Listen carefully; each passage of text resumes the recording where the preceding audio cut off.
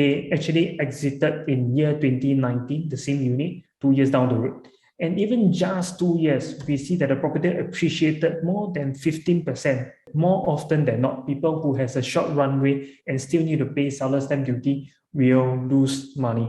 But for them, they still see a gross gain of 11% after lessing off their seller stamp duty. So next, we need to talk about different circumstances here and what kind of hat do we need to wear.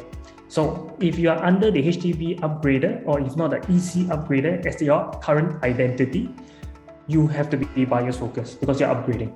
But if you are talking about the next strategy here, current condo owner strategic sale, if the next property costs more, all right, you also have to be buyers focused because your next property is going to be a higher so-called damage in the event the price jump is going to occur, all right?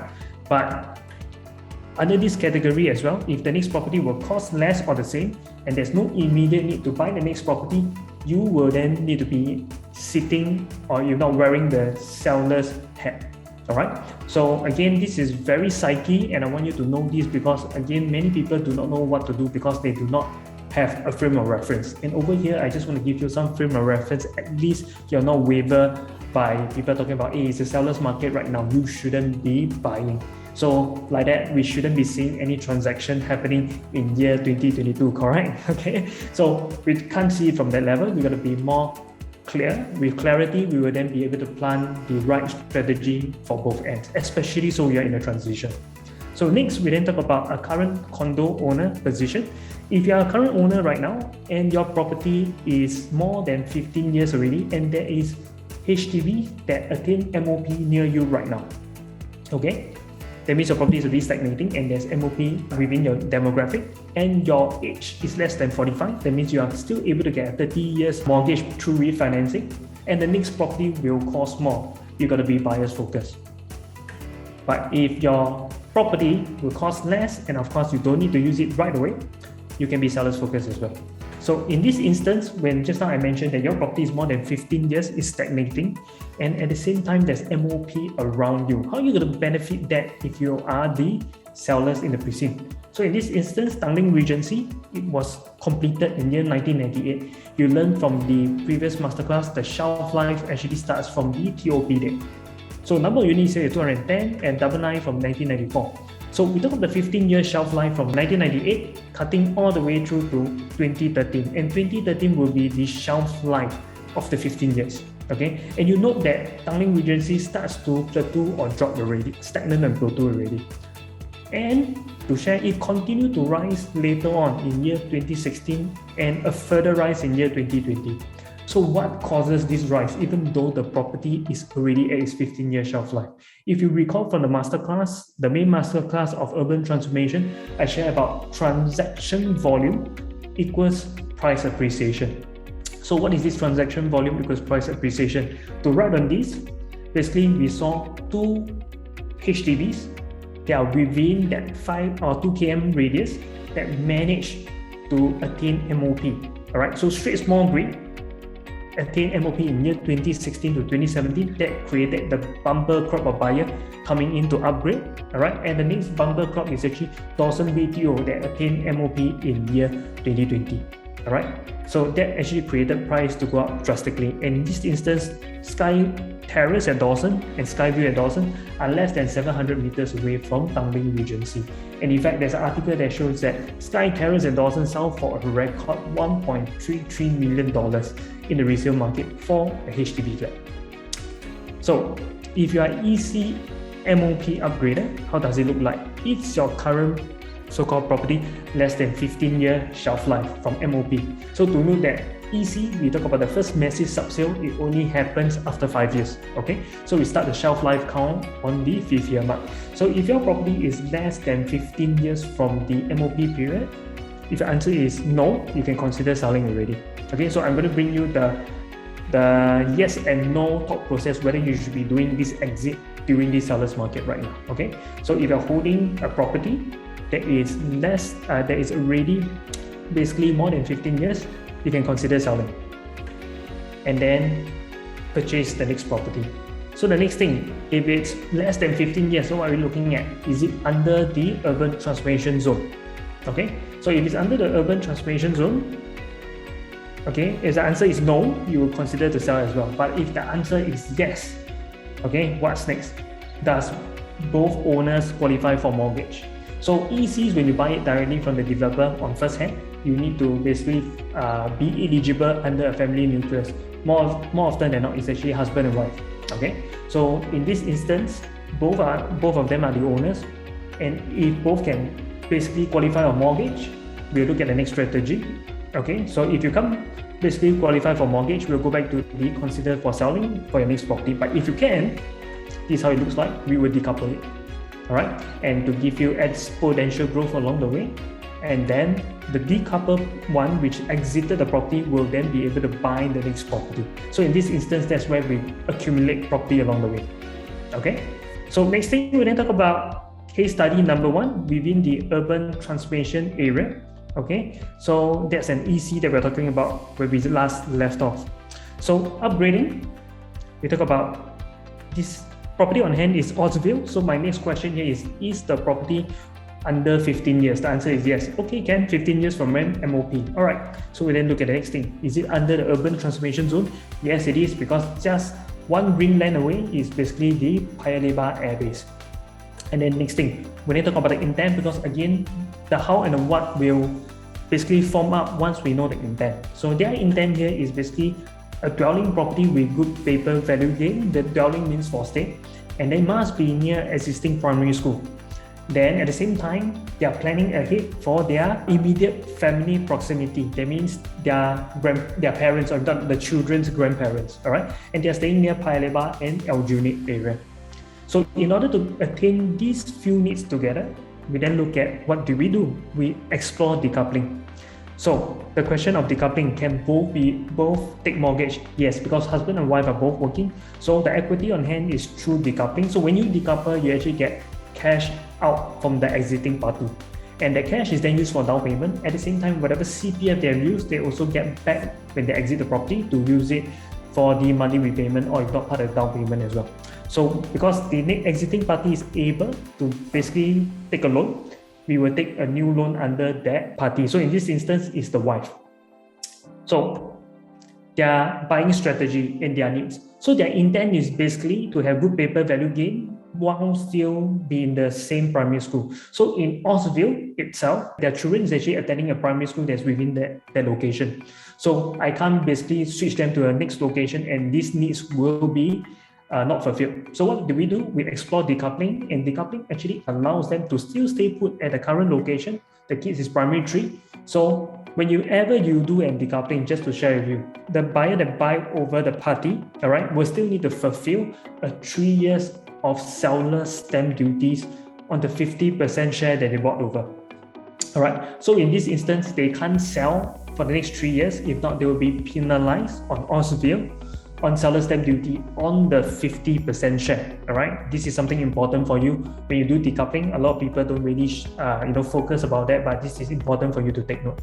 All right, so while we still need to stay there because the children's school is one of the needs, we managed to still continue to stay there while the wife go and buy the next plan, the forward plan, the compelling plan. All right, so what is the forward plan over here? We look at basically need to be near Paya Lebar or if not Aljunied precinct. So in this instance, upcoming plots of land, there must be new plots of land. If not, you'll be buying the most expensive plot. We also talk about best value for its location. And over here, we managed to find out this product called Penrose that will be completing 3 years down the road. So over here, we talk about Penrose fulfills this need by way of structuring decoupling. Right now, they are able to still stay at their existing place to meet the family school needs of the children for 3 years. And at the same time, the wife comes out to buy the next property for their future need near their parents' place in Paya Lebar Aljunied precinct. And why Penrose? Because Penrose is basically under these two areas, which is the Paya Lebar Air Base relocation, or even the Kampong Bugis township that's coming up. All right. So next, we then talk about an HDB upgrader. So in this instance, we talk about sale of property on hand is a HDB in Sengkang. Equity on hand comes from the sale of the HDB flat. We then talk about the next intent. This intent is for dwelling property with good paper value gain. Must be near reputable primary school. I see this a lot. Must be near reputable primary school. Guys, is it so crucial to really put your children in the primary school. It is, right? That's why I say it's an evergreen so-called strategy. In this instance, we really see two. Then of course, it must be a value buy, but this one wants everything to be perfect, want to move in immediately. All right. So in this instance, what do we have? We talk about market dynamics, applying the urban transformation fundamentals here. Woodley Integrated Development Land just released. It's a pink color site. All right, at Woodley train station, it's called the Woodley Residences. Next thing, best value for its location. And then nearby, we also have an en bloc just triggered. It's called Rain Tree at Potong Pasir. So the product that I'm talking about here is called the venue. So they actually exited their HDBs in year 2017, and the venue actually TOP in 2017 as well. So for them, we are buying a dwelling property with good paper value gain, and they have two children, one boy and one girl. So near reputable primary school. So again, if you are situated in this location, what do we have in boys' school and girls' school? All right, guys, if you have any answers here, just type in your answer in the chat. If you know Potong Pasir, this location near the Jackson Square, the very nice Prawn, what is the primary school in terms of boys' school and girls' school within 1 game? Chin Yong says, St. Andrews, perfect. How about girls' school? Anybody know? Sida, fantastic. Pei says Sida. So in this instance, she got a boy and a girl. Basically, we're able to put her in this location, and it matches all her needs, which is moving in straight away. All right. And in this instance, what's the urban transformation demographic we are looking at in terms of initiative is Bidadari New Township that was introduced there. So we didn't talk about the venue. So Sengkang HDB flat request to move into a new build around St. Andrews for Sun to enter with strong capital appreciation. So they decided on this unit number 0308 in year 2017. So on the left side of the screen, what you see is the censored of the sensitive information has been censored. What you need to focus on is the buy price and the unit number 0308. So you learn that this is the development attributes. It basically completed in year 2017, the venue. So we bought into the last second unit in the venue, unit number 0308, 26th of April 2017. They bought in just a month after seller stamp duty was relaxed from 4 years to 3 years. So in month of March, seller stamp duty was still 4 years. So shortly after, due to unfortunate circumstances, I will not share details about that. They actually exited in year 2019, the same unit, 2 years down the road. And even just 2 years, we see that the property appreciated more than 15% in this couple of years. The buy price was 1.489 million, and then when they sell for 1.725 million. Yes, you may say that they were taxed 4% seller stamp duty on their last year of exit. But what's so crucial here is that more often than not, people who has a short runway and still need to pay seller stamp duty will lose money. But for them, they still see a gross gain of 11% after lessening off that seller stamp duty, which is pretty decent for exiting at a very short period of time, and especially so when you didn't really control the exit. All right. So next, we then talk about riding the wave over here. Strategic sale, which is the fourth strategy of selling. So how is your current property? Is it a primary or is it a secondary property? Are you using it right now, or is it a spare property that you're renting it right now for investment? Okay, because once we know this, we will then know that if it's your primary home and you're downgrading, this is basically the only homes that you have. That means you need to re-enter back again, right? So when we talk about strategic sale, it means that we sell only because we want the optimum sale price of your existing property. Okay. So next thing we then talk about the exit. Okay, very importantly, because this exit will then let us know whether we are exiting at the optimum period of urban transformation. So plan your next step before selling, because at the end of the day, the intent is what matters. This is basically the how and the what. So next thing we then talk about this property called Parc Olympia. So Parc Olympia itself, we learned that it's basically near the Flora Drive area, near the eastern side of Singapore. So in this region, it is under the Changi East Region Plan. All right. So it's through an announcement in 2013 value that they basically are going to introduce the entire East Region Plan. But what's so important here is in June 19, year 2020, 2 years ago, they come up with another initiative called the Changi Urban District. So long story short, this Changi Urban District is a reenactment of what they did for Vivo City. They are replicating the entire infrastructure and concept into Changi area. Okay, so this client of mine, okay, basically bought this unit number 0605, okay, at Block 50 Parc Olympia. So what happened is that they are in the aerospace industry. That's why they first bought in this property in year 2012, and it is also at market high. So with this moved, okay, they are also in year 2020 badly affected because of the aerospace industry. It goes through a downturn. So with that, they are doing a strategic sale. They go for a downgrading in this process. So what we see is, based on the unit number 0605, they are selling at about $989 per square foot. Okay, but the median transaction in terms of per square foot was around 923 per square foot, regardless of size. Okay, so the smaller size you have, the higher the PSF it will be, and this is throughout the entire size that we see here. So over here, I just want to point to your attention based on the annualized gain here.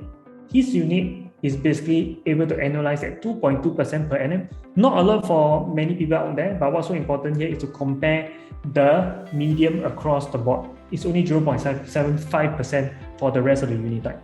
And this is 3 times the size of the medium. So I want to bring your attention to 2 more transactions before us in the 26th of August 2020. We see another unit at block 66, 0660, the same size, same floor, but different facing. And this guy actually managed to only sell it for 886 per square foot. They buy in year 2013, we bought in year 2012.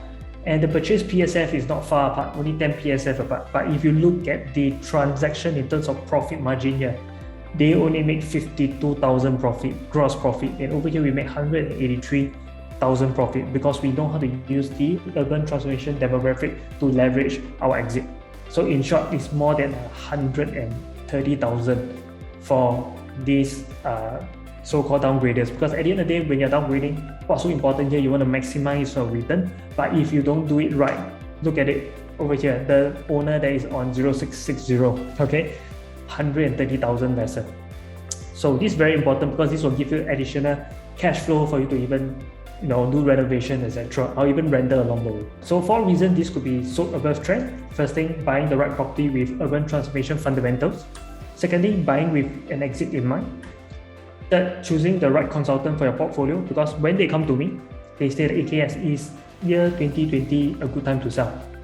And I told them, look, just nice, because in June 2020, there was an announcement and they sold in October. We basically use that as a leveraging point to exit at maximum. All right. So next thing, having the right consultant that can leverage through urban transformation fundamentals for you is very crucial, exactly what I just shared.